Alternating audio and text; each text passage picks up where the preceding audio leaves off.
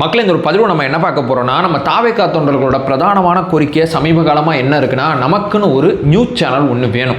Social மீடியாவில் அவதூறு பரவுது, சோஷியல் மீடியாவில் நம்ம அதை முறியடிச்சுக்கிட்டே இருக்கோம். ஆனால் டிவியில் ஒரு செய்தி பரவும் போது யாரும் உட்காந்து இதை பற்றி விளக்கம் கொடுக்குறது? உள்ளதே பார்த்தீங்கன்னா லயலாமணி அவர்களை காணோம், அனந்த்ஜித் அவர்களை காணோம், இவங்களாம் எங்கே போனாங்கன்னு தெரியல. அதே மாதிரி நமக்கான ஒரு மீடியாவும் இல்லாமல் இருக்குது. நமக்கான ஒரு மீடியா இல்லாமல் இருக்கும்போது சோஷியல் மீடியாவில் நான் இருக்கேன்ப்பா, எது உண்மை எது போய் நான் தெரிஞ்சுக்கிறேன். ஆனால் சோஷியல் மீடியாவில் இல்லாத பொதுமக்கள் யாரை பார்த்து தெரிஞ்சுப்பாங்க? டிவியில் என்ன ஓடுதோ அதை நம்ப ஆரம்பிச்சிருவாங்க. இதுக்குத்தான் சொல்கிறேன், நமக்குன்னு ஒரு நியூஸ் சேனல் வேணும் அப்படிங்கிற அந்த வாதத்தை அழுத்தம் திருத்தமாக வைக்கிறாங்க. ஆனால் நம்மளுடைய முதலமைச்சர் விஜய் அவர்கள் அதை பற்றி ஒரு கவனம் பெறுற மாதிரி தெரில, அதை பற்றி அவர் முயற்சி எடுக்கிற மாதிரி தெரில. அவரோட பாயிண்ட் ஆஃப் வியூ என்னன்னே தெரியாமல் ஏன் இந்த விஷயத்தை செய்ய மாட்டார் அப்படிங்கிறது ரொம்ப மர்மமாக இருக்குது இல்லை? அதை பற்றி தான் இந்த வீடியோவில் நம்ம தெளிவானமாக பார்க்க போகிறோம். அதாவது முதலமைச்சர் விஜய் அவர்களோட பாயிண்ட் ஆஃப் வியூ இதில் என்னவா இருக்குது? இப்போ நம்ம நியூஸ் சேனல் ஆரம்பிக்கலாமா வேணாமா அப்படிங்கிற டிஸ்கஷன் அவருக்கு முன்னாடி நடக்கும்போது என்னென்ன மாதிரி விஷயங்கள்லாம் அவர் பார்த்துட்டு இந்த நிலைப்பாட்டில் இருக்கார் அப்படிங்கிறத பற்றி தான் இந்த வீடியோவில் பார்க்க போகிறோம். ஒன்றா தெளிவாக நம்ம பார்க்கலாம். உற்சாக வணக்கங்கள், வாங்க பதிவுக்குள்ளே போகலாம். இப்போ முதல் விஷயம் மக்களே, ஆக்சுவலாக பார்த்தீங்கன்னா ஒரு நியூஸ் சேனல் ஆரம்பிக்கிறது அப்படிங்கிறது ரொம்ப சாதாரண விஷயம் கிடையாது. உள்ளதுலேயே ரொம்ப கஷ்டமான விஷயம். அதுவும் கட்சி ரீதியான ஒரு சேனல் ஆரம்பிக்கிறது ரொம்ப ரொம்ப கஷ்டமான விஷயம். ஒரு என்டர்டெயின்மெண்ட் சேனலோ அல்லது நடுநிலை ஊடகம் அப்படிங்கிற பேரில் ஒன்று ஆரம்பிக்கிறதோ அது வேற மாதிரி இருக்கும். ஆனால் இந்த கட்சிக்கான சேனல் இது அப்படின்னு ஆரம்பிக்கிறது ரொம்ப கஷ்டம். இப்போ நியூஸ் ஜே அப்படிங்கிறது பார்த்தீங்கன்னா அதிமுகக்கு ஆதரவாக செயல்பட்டு இருக்கு. ஜெயா பிளஸ் அப்படிங்கிறது பார்த்தீங்கன்னா சசிகலா அவர்களோட கம்பெனியாக செயல்பட்டு இருக்கு. கலைஞர் டிவி, சன் டிவி பார்த்தீங்கன்னா திமுக ஆதரவாக செயல்பட்டு இருக்கு. இன்னும் மக்கள் அப்படிங்கிற ஒரு சேனல் வந்து பாமக ஆதரவாக செயல்பட்டு இருக்கு. கேப்டன் அப்படிங்கிற சேனல் வந்து நம்மளுடைய கேப்டன் கட்சிக்கு ஆதரவாக செயல்பட்டு இருக்கு. இந்த மாதிரி ஒரு கட்சிக்கு ஆதரவாக ஒரு சேனல் நடத்துறது ரொம்ப ரொம்ப டஃப். எல்லாத்துக்குமான ப்ரொசீஜர் ஒரே மாதிரி இருந்தாலும் இதில் ஒரு நடைமுறை சிக்கல் இருக்கு. அதைத்தான் இங்கே நான் வந்து தெளிவுபடுத்தணும்னு நினைக்கிறேன். இப்போ நம்ம ஒரு நியூஸ் சேனல் ஆரம்பிக்க போறோம்னா, நம்ம சென்ட்ரல் கவர்மெண்ட் கிட்ட ஒன் டைம் இன்வெஸ்ட்மெண்ட் அப்படின்னு சொல்லி ஒரு 15 லட்சத்துலேருந்து 25 லட்ச ரூபா பணம் கட்டணும்னு சொல்கிறாங்க. இப்போ நான் சொல்கிற அமௌண்ட் அத்தனையுமே விவாதத்துக்குரியது. ஒரு கணக்கு காண்டி வச்சுங்களேன், இந்த மாதிரி இருக்கும் அப்படின்னு ஒரு செவி வழியாக கேட்குறோம்ல, அந்த தகவல் அத்தனையுமே எடுத்தோம் தான் நான் உங்கள்கிட்ட சொல்கிறேன். நம்ம வந்து எல்லா அப்ளிகேஷன் அந்த விஷயங்கள்லாம் தயார் பண்ணி நம்ம வந்து ஒரு பாதுகாப்பு கட்டணம் அப்படின்னு சொல்லி ஒரு 15 லட்சத்துலேருந்து 25 லட்ச ரூபா வரைக்கும் கட்டணும். சரி, இப்போ நம்ம கட்டிட்டோம், நமக்கான அனுமதியை சென்ட்ரல் கவர்மெண்ட் கொடுத்துட்டாங்க. அடுத்த ஸ்டெப் என்ன? நமக்குன்னு ஒரு அலுவலகம் வேணும், ஒரு அலுவலகம் போடணும். அந்த அலுவலகத்துக்கு 2 கோடியிலேருந்து 4 கோடி வரைக்கும் செலவாகும் சொல்றாங்க. இது வந்து ஒரு ஒன் டைம் இன்வெஸ்ட்மெண்டா இருக்கும். ஒரு தடவை பண்ணிட்டா போதும், அதுக்கப்புறம் நம்ம பெருசா பண்ண தேவையில்லை. அதுக்கப்புறம் பார்த்தீங்கன்னா நமக்குன்னு ஒரு ஸ்டூடியோ வேணும். ஒரு ஸ்டூடியோவில் உட்காந்து நம்ம வந்து வீடியோ ஷூட் பண்ணுவோம், செய்திகள் வாசிப்போம், அதற்கு ஒர்க் பண்ணுறவங்களாம் ஒரு இடத்துல உட்காந்துருப்பாங்க. இந்த மாதிரி சொல்லி நமக்குன்னு ஒரு ஸ்டூடியோ உருவாக்கும் போது அந்த ஸ்டூடியோவில் வேற இடத்துல இருந்து நமக்கு லைவ்ல வந்து தகவல் கொடுப்பாங்க. அதற்கான வாகனங்கள், இந்த மாதிரி எல்லாத்தையும் சேர்த்து சொல்றேன்.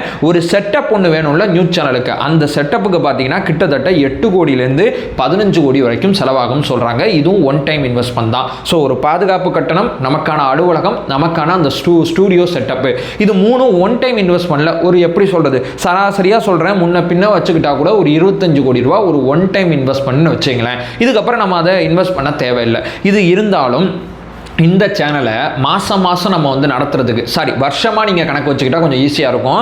நம்ம இந்த சேனலை நடத்துறதுக்கு ஒரு செலவாகும். ஒரு தடவை இன்வெஸ்ட் பண்ணதோட இந்த பிரச்சனை சரியாகாது. தொடர்ச்சியாக நடத்தும் போது அடுத்தடுத்த செலவுகள் இருக்கும். அது என்னன்னா, மேலே சேட்டலைட்டில் மூலமாக தானே வீட்டுக்கோட டிவி கனெக்ஷன் அத்தனைக்குமே வரும். அப்போ அந்த சேட்டலைட்டுக்கு நம்ம தனியாக பணம் கட்டணும். அது ஒரு 75 லட்ச ரூபாயிலேருந்து 1.5 கோடி ரூபாய் வரைக்கும் வருஷத்துக்கு அந்த அமௌண்ட் நம்ம பே பண்ணுற மாதிரி இருக்குன்னு சொல்கிறாங்க.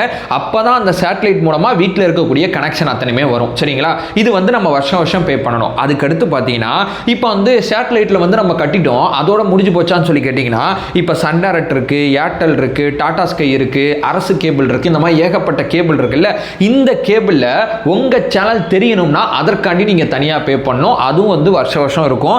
அது வந்து ரொம்ப ரொம்ப அதிகமாக இருக்கும். 8 கோடியிலேருந்து 12 கோடி வரைக்கும் இருக்கும். இந்த சேனலில் இந்த இடத்துல உங்கள் சேனல் பிளேஸ் ஆகணும்னா அதற்கு ஒரு காசு, அந்த இடத்துல பிளேஸ் ஆகணும்னா அதற்கு ஒரு காசு. நம்ம சேனல் ஆரம்பிச்சோன்னா அதெல்லாம் வராது. நம்ம பணம் கட்டினா தான் டாடா ஸ்கைல அந்த சேனல் வரும். நம்ம பணம் கட்டினா தான் சன் டைரக்ட்ல அந்த சேனல் வரும், இல்லைனா வரவே வராது. இதுக்கு அடுத்து பார்த்தீங்கன்னா, இப்போ வேலை செய்கிறாங்கல்ல, அவங்க அத்தனை பேருக்கும் மாத சம்பளம் போடணும், ஒரு போனஸ் போடணும், அதற்கு தேவைப்படுற ரெக்ரூட்மெண்ட் அத்தனையுமே பார்த்துக்கணும்னு சொல்லி இது ஒரு பக்கம் செலவாக இருக்குது. அப்போ 3 செலவுகள் பார்த்தீங்கன்னா, அந்த சேனல் நடத்தணும்னா மாதம் நம்ம வந்து செலவு பண்ண வேண்டியது இருக்குது. ஒன்று பார்த்தீங்கன்னா அந்த சேட்டலைட்டுக்கான கட்டணம், இன்னொன்று பார்த்தீங்கன்னா சன் டைரக்ட், அந்த மாதிரி இன்னொன்று ஊழியர்களுக்கு சம்பளம் தர்றது. இதெல்லாம் வச்சு நம்ம ஒரு சேனல் ஆரம்பித்து ஒரு சேனல் நடத்தணும் பார்த்தோம்னா அந்த சேனல் எல்லாரும் என்ன பண்ணுவாங்கன்னா, இப்போது புதிய தலைமுறை பார்ப்பாங்க, பாலிமர் பார்ப்பாங்க, சன் நியூஸ் பார்க்க மாட்டாங்க, எனக்கு தெரிஞ்சு ரொம்ப ரேராக தான் பார்ப்பாங்க. ஆனால் வந்து சன் டிவி நிறையா பார்ப்பாங்க. சன் நியூஸோட சன் டிவிக்கு வந்து ரீச் ரொம்ப அதிகமாக இருக்கும். அந்த பிரைம் டைமில் ஒரு இது போடுறாங்களா, செய்திகள் போடுறாங்களா, அதோட ரீச் வேறமாக இருக்கும். அப்புறம் தந்தி இருக்குது. இந்த மாதிரி ஊடகங்களுக்கு இந்த விளம்பரம் வர்றாங்கல்ல, அவங்க அந்த விளம்பரத்தில் வர்ற காசெல்லாம் வச்சு தான் இதற்கு பே பண்ணுறது, அதற்கு பே பண்ணுறது, ஊழியருக்கு சம்பளம் கொடுக்குறது, இது அத்தனையுமே பண்ணுவாங்க. ஆனால் ஒரு கட்சி முத்திரை ஒரு சேனல் மேலே விழுந்துச்சுன்னு வைங்களேன், அந்த சேனல் அந்த ஒரு கட்சியை மட்டும்தான் அப்படியே வந்து ரொம்ப பாசிட்டிவாக பேசிகிட்டே இருப்பாங்கன்னு சொல்லி அந்த சேனலை பார்க்குற பார்வையாளர்கள் ஆரம்பத்தில் நிறைய பேர் இருப்பாங்க, போக போக கம்மியாயிருவாங்க. போக போக கம்மியாயிட்டாங்கன்னா இந்த விளம்பரங்கள் இருக்குல்ல, அதுவும் கம்மியாயிரும். எங்கே மக்கள் இருக்காங்களோ அங்கே தான் விளம்பரம் கொடுப்பாங்க, மக்கள் இல்லைனா விளம்பரம் கொடுக்க மாட்டாங்க. அப்போது அந்த சேனலுக்கான நான் சொல்கிற அந்த ஒன் டைம் இன்வெஸ்ட்மெண்ட் எல்லா சேனலும் ஒரு 25 கோடி போட்டிருப்பாங்கன்னு வைங்களேன். அடுத்தடுத்து அந்த சேனலை ரன் பண்ணுறதுக்கான இன்வெஸ்ட்மெண்ட் இந்த விளம்பரம் மூலமாக தான் வாங்கி இது பண்ணுவாங்க.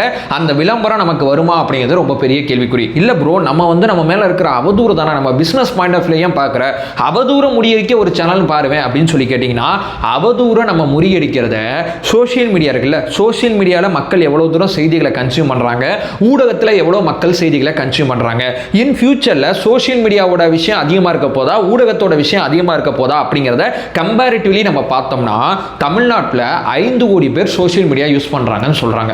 நம்ம நினச்சிக்கிறோம் நான் இருக்கேன், அவர் இருக்கேன், எங்கள் அம்மாவுக்கு தெரியாது அப்படின்னா 5 கோடி பேர் 60% பீப்புள் சோஷியல் மீடியா யூஸ் பண்றாங்க. அடுத்து வரக்கூடிய ஜெனரேஷன் ஊடகத்தின் பக்கம் போறாங்களா, சோஷியல் மீடியா பக்கம் போறாங்கன்னா சோஷியல் மீடியா பக்கமே போவாங்க நிறைய. அது உங்களுக்கு நான் சொல்லி உங்களுக்கு தெரிய வேண்டியதில்லை, உங்களுக்கே இந்த சைக்காலஜி நிச்சயமா தெரியும். அதாவது ஒரு கட்சியை நம்ம நடத்துறோம்னா அதற்கான பத்திரிகை நம்ம ஆரம்பிக்கணுங்கிறது அண்ணா காலத்தில் ஒரு பெரிய டெம்ப்ளேட்டா இருந்துச்சு. பத்திரிகை தேவையில்லைங்க, அதுக்கப்புறம் நம்ம சேனலுக்கு வரணும் அப்படின்னு சொல்லி அடுத்த கட்டமாக அப்டேட் ஆனாங்க. ஏன்னா மக்கள் அத்தனை பேரும் சேனல்ல இருந்தாங்க, டிவியில் இருந்தாங்க. இப்போ அந்த டிவியும் அவுட்லெட் ஆயிருச்சு, மக்கள் அத்தனை பேரும் சோஷியல் மீடியாவில் இருக்காங்க, நம்ம சோஷியல் மீடியாவை தெளிவாக ஹேண்டில் பண்ணோம்னாவே நம்ம ஜெயிச்சிடலாம் அப்படிங்கிற அந்த ப்ராசஸ் இந்தியா முழுக்க போயிட்டு இருக்கு. இப்போ பாஜக இந்தியா முழுக்க ஆட்சி பண்றாங்க, பாஜகவுக்கு ஏதாவது டிவி சேனல் இருக்கா? காங்கிரஸ் இந்தியா முழுக்க ஆண்டிருக்காங்க, அவங்களுக்கு ஏதாவது நியூஸ் சேனல் இருக்கா? அதாவது அவங்களுடைய ஆதரவாளர்கள் எங்கேயாவது இருக்கலாம், பங்குதாரராக இருக்கலாம், இல்லை வேலை செய்கிறவங்க இருக்கலாம், அந்த மாதிரி இருக்கலாம். நான் சொல்றது அஃபீஷியலாக அந்த கட்சிக்குன்னு ஏதாவது சேனல் இருக்கான்னு சொல்லி கேட்டிங்கன்னா கிடையாது. தமிழ்நாட்டில் ஒரு காலகட்டத்தில் சோஷியல் மீடியா எரா உருவாகிறதுக்கு முன்னாடி சேனல் ரொம்ப முக்கியமானது. அன்னைக்கு முதலமைச்சர் விஜய் அவர்கள் கட்சி ஆரம்பிச்சிருந்தாருன்னா நிச்சயமாக சேனல் ஆரம்பிச்சிருப்பாரு. பட் இப்போ இருக்கக்கூடிய பாயிண்ட் ஆஃப் வியூவில் ஒரு சேனல் அப்படிங்கிறது அன்வான்டிங்காகவும் தேவையில்லாத ஒரு செலவு இருக்கக்கூடிய ஒரு விஷயமாகவும் இருக்குது.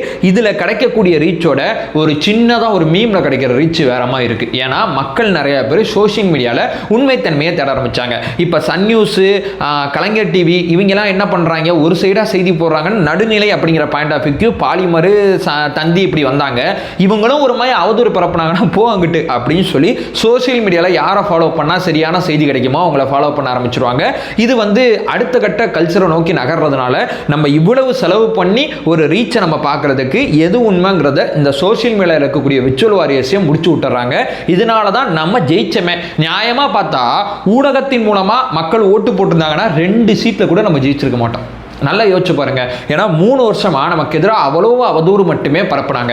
நம்ம எதன் மூலமா ஜெயிச்சோம்? நம்ம சோஷியல் மீடியாவில் உண்மையான செய்திகளை தொடர்ச்சியாக நம்ம போடும்போது அது பொய் இது உண்மை அப்படிங்கிற டிஃப்ரெண்டை மக்கள் பார்த்து தான் நமக்கு 108 இடங்கள்ல நமக்கு ஒரு வெற்றி வாய்ப்பை ஏற்படுத்தி கொடுத்துருக்காங்க. இன்னைக்கு நம்ம ஆட்சி அமைஞ்சிருக்கு. நம்ம ஆட்சி அமைஞ்சும் போதே தெரிஞ்சிருச்சு இந்த தொலைக்காட்சிகள் நடத்துறது, இந்த செய்தி ஊடகங்கள் நடத்துறதுலாம் அவுட்லெட் ஆயிடுச்சு. இப்போ சோஷியல் மீடியா யாரா மேலே வந்துருச்சு. அதனால தான் நேற்று திமுகலேருந்து ஜென்சி மீட் எல்லாரும் இன்ஸ்டாகிராம் ஓபன் பண்ணுங்கன்னு சொல்லி இந்த அவுட்லெட்டான அந்த டிவி மாடல்ல இருந்து அவங்களும் சோஷியல் மீடியா எரா அப்படிங்கிற விஷயத்தை நோக்கி வர ஆரம்பிச்சிருக்காங்க. நம்ம ஆல்ரெடி அதுல மாஸ்டரா இருக்கோம். இப்போ நம்ம கட்சியோட சமூக ஊடகணியை பார்த்துக்கக்கூடிய ஒரு நபர் வந்து குரு தலைவா அப்படிங்கிறவர் தான் பொறுப்பாளர். நம்ம அண்ணன் அவர் வந்து என்ன பண்ணியிருக்காருன்னா நேற்று ஒரு ட்வீட் போட்டிருக்காரு. நம்மளுடைய சோஷியல் மீடியா டீமை வலுப்படுத்த போகிறோம் அப்படிங்கிறத ரொம்ப மறைமுகமாக ஒரு ட்வீட் போட்டு நமக்கு சொல்லியிருக்காங்க. ஏன்னா முன்னாடி நம்ம ஃபேன்ஸாக இருந்தோம், அந்த ஃபேன்ஸ் மறுபடியும் இப்போ ரொம்ப ஸ்ட்ராங்கஸ்ட் ஒரு ஃபேன் பேஸ் வந்து சோஷியல் மீடியாவில் முதலமைச்சர் விஜய் அவர்களுக்கு இருக்கு. அந்த ஃபேன் பேஜை மறுபடியும் ரீக்ரியேட் பண்ணுறோம் டிவிக்கே அப்படிங்கிற மையப்புள்ளிக்கு அப்படின்னு சொல்லி போட்டிருக்காங்க. இப்போ நான் ஃபைனலாக ஒரு விஷயத்த சொல்கிறேன். இப்போ அங்கே ஒரு வேலை நடந்துகிட்டு இருக்குங்க. சோஷியல் மீடியா தான் எதிர்காலம். இங்கே நம்ம சேனல் ஆரம்பிக்கிறதுனால வரக்கூடிய ரீச் வந்து நமக்கு ஒரு எமோஷனலாக யோசிக்கும் போது சேனல் தேவை யோசிக்கப்படும். ஆனால் எத்திக்கலாக மாறலாக ஒரு ரிசர்ச் ரீதியாக நீங்கள் பார்த்தீங்கன்னா சேனல் வந்து ஒரு அவுட்லெட்டான ஒரு விஷயம் தான் அப்படிங்கிறது தான் யதார்த்தமான உண்மை. சரி, இதை தள்ளி வச்சுருங்க. இப்போ நம்ம அண்ணன் லயலாமணி அண்ணன் எங்கே, அனஞ்சித் அண்ணன் எங்கே, இவங்கெல்லாம் எங்கே போனாங்க, என்ன ஏது அப்படிங்கிற கேள்வி நிறையா கேட்டுக்கிட்டு இருக்கீங்க. அதற்கான பதில் ரொம்ப சிம்பிளுங்க. இப்போ நான் முன்னாடி சொன்னேன்ல, ப்ரைம் டைமில் வந்து சேனல் வந்து விவாதம் நடத்துவாங்க, நம்ம அண்ணங்க போய் அங்கே உட்காந்து பேசுவாங்க, பேசி அந்த அவதூறு அத்தனையுமே முறியடிப்பாங்க. அவங்க வீட்டு சேனலு, அவங்களோட்டு அந்த சேட்டலைட்டுக்கான கட்டணம் எல்லாமே அவங்க பண்ணுறாங்க. அந்த 8 மணிக்கு ப்ரைம் டைமில் நம்ம போயிட்டு நம்ம பாயிண்ட் ஆஃப் வியூ ரொம்ப சூப்பராக ரிஜிஸ்டர் பண்ணிகிட்டே இருந்தோம். டிவி ஆடியன்ஸ் அதை பார்க்க ஆரம்பித்தாங்க. இப்போ இவங்க போகாமல் இருக்காங்களே, அதனால தான் அவதூறு அதிகமாக பரவ ஆரம்பிக்கிறது அப்படிங்கிற மாதிரி நீங்கள் ஃபீல் பண்ணீங்கன்னா, நம்ம ஆட்சிக்கு வந்திருக்கோம், ஒரு 100 நாள் செயல்பாடு அத்தனையுமே பார்க்கணும், பார்த்த பிறகு தான் விவாதத்துக்கு போக முடியும். ஏன்னா அங்கே போய் என்னத்தை பேசுவீங்க, அங்கே போய் பேசுறதுக்கு ஒன்றும் கிடையாது. 20 நாள் தானே ஆயிருக்கு. நம்ம முன்னாடி என்ன பேசுவோம், அந்த ஆட்சியில் இருந்த தவறு அத்தனையுமே எடுத்து பேசுவோம். ஏன்னா அந்த ஆட்சி ஆன்கோயிங்கில் போயிட்டு இருக்கும்போது நம்மளால ஒரு வாத பிரதிவாதங்கள் வைக்க முடிஞ்சு. இப்போ நம்ம கவர்மெண்ட் தான் இருக்கு, நம்ம கவர்மெண்டோட 100 நாள் செயல்பாடை பார்த்த பிறகு நம்ம இதெல்லாம் மாற்றிருக்கோம், இதெல்லாம் செஞ்சிருக்கோம், இதெல்லாம் பண்ணியிருக்கோம்னு சொல்லி அந்த 100 நாள் ஒரு பாயிண்ட் ஆஃப் வியூ கண்டி வெயிட் பண்ணுறாங்க. அந்த 100 நாளுக்கு அப்புறம் கண்டிப்பாக இவங்களா விவாதத்தில் பங்கேற்பாங்க அப்படிங்கிறது யதார்த்தமான உண்மை. இதை பற்றிலாம் பெருசாக ஒரி பண்ணிக்க தேவையில்லை. கட்சியாக தான் அந்த பாயிண்ட் ஆஃப் வியூ இருக்காங்க, மற்றபடி வேறு எதுவுமே இல்லை. தனிப்பட்ட முறையில் அவங்க அத்தனை பேருமே ஒர்க் பண்ணுறதுக்கு தயாராக இருப்பாங்க. கட்சி பர்மிஷன் கொடுக்கும்போது அவங்க போயிட்டு அந்த விவாதங்களில் பங்கேற்பாங்க. ஏன்னா அதான் சரியான யுக்தியாக இருக்கும். எதுவுமே இல்லாமல் என்னத்தை போய் பேசுவாங்க. இந்த 20 நாள் தான் கவர்மெண்ட் ஃபார்ம் பண்ணியிருக்கோம், எத்தனை நாள் இதே பேசுவீங்க. 100 நாளுக்கு அப்புறம் நீங்கள் அங்கே போய் பேசுனீங்கன்னு வைங்களேன், அதோட இம்பாக்ட் வேறமா இருக்கும். நீங்கள் அது நடக்கும்போது பாருங்கள், உங்களால் அதை வந்து கேட்ச் பண்ணிக்க முடியும். அதை சொல்லிட்டு இந்த வீடியோ நான் எண்ட் பண்ணிக்கிறேன். நம்ம சேனலை ஃபர்தராக ஃபாலோ பண்ணிங்கன்னா பொலிட்டிக்கல் சார்ந்து மிக முக்கியமாக பல்வேறு விதமான விஷயத்தை நம்ம பார்த்துட்டு இருக்கோம். நம்மளோட ஒரே நோக்கம் அறியாமை அகற்ற வேண்டும், அறியாமை அகற்றப்பட வேண்டும். Thank you so much.